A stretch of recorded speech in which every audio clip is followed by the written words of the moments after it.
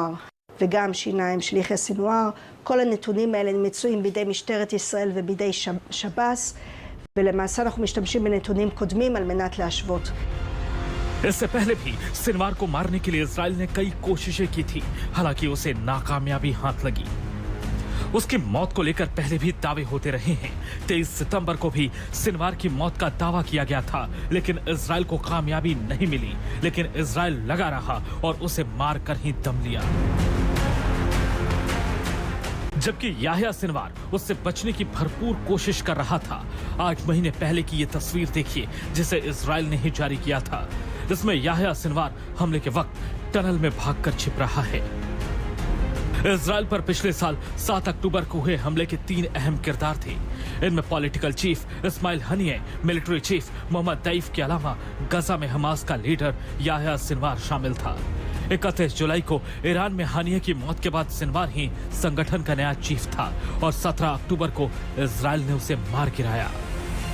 חיסולו הוא ציון דרך חשוב בשקיעת שלטון הרשע של החמאס. ואני מבקש לומר שוב, בצורה הכי ברורה, החמאס לא ישלוט יותר בעזה. היום שוב הבהרנו מה קורה לאלה שפוגעים בנו. היום שוב הראינו לעולם את ניצחון הטוב על הרע.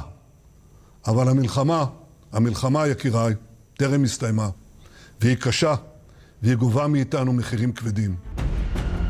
Yahya Ibrahim Hasan Sinwar का जन्म गजा पट्टी के दक्षिणी इलाके में स्थित खान यूनिस के शरणार्थी कैंप में हुआ था। 2 इजरायली सैनिकों और 4 फिलिस्तीनियों का अपहरण और उनकी हत्या करने के आरोप में सिनवार को 1989 में गिरफ्तार किया गया था। उस वक्त याह्या की उम्र 19 साल थी। मुकदमा चला, बाद में उसे 4 आजीवन कारावास की सजा सुनाई गई। 2011 में इजरायली सैनिक गिलाद शालिट के बदले में 1000 से ज्यादा कैदियों की अदला बदली के दौरान सिनवार को भी रिहा कर दिया गया था। तब तक सिनवार करीब 22 साल जेल में बिता चुका था। सिनवार को निर्मम हत्याओं के लिए जाना जाता था। सिनवार ने इजराइल के लिए जासूसी करने के शक में एक शख्स को उसके भाई के हाथों ही जिंदा दफन करवा दिया था।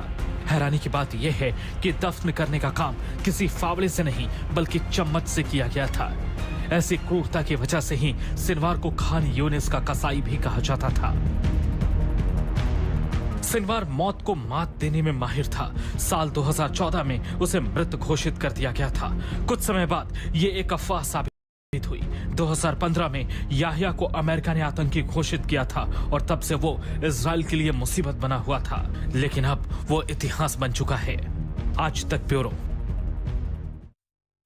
तो मास्टरमाइंड सिनवार मारा जा चुका है और इसको लेकर हलचल और काफी तेज हो चुकी है। अमेरिका से लेकर तमाम देशों ने इस पर प्रतिक्रिया भी दी है। कुछ खुश हैं और कुछ ने नाराजगी भी जाहिर की है मन ही मन। लेकिन कहां पर मारा गया ये आपको हम ग्राफिक्स के माध्यम से मैप में दिखा रहे हैं। अब आपको हम लिए चलेंगे गौरव सावंत के पास। हमारे संवाददाता, हमारे सहयोगी जुड़ चुके हैं आप सभी को और अपडेट करने के लिए, विस्तार से जानकारी पहुंचाने के लिए। गौरव, सिनवार का मारा जाना, इसके मायने क्या है और किस तरह से देखा जाना चाहिए? सिनवार सबसे बड़ा आतंकवादी था हमास का, और अक्टूबर 7, 2023 को जो हमला हुआ था मोहम्मद दैफ के साथ मिलकर उसी ने इस हमले की रचना की थी। तो इजराइल के प्रधानमंत्री बेंजामिन नेतन्याहू के मुताबिक 7 अक्टूबर का बदला पूरा हो गया, लेकिन ऑपरेशन